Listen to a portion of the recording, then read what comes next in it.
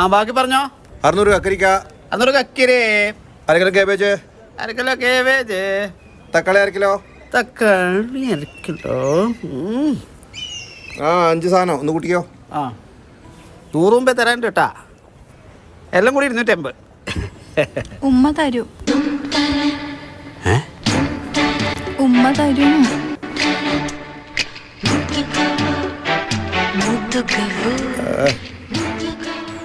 നീ ഒന്ന് പോയിട്ട് ചായ മേടിച്ചോണ്ടാ.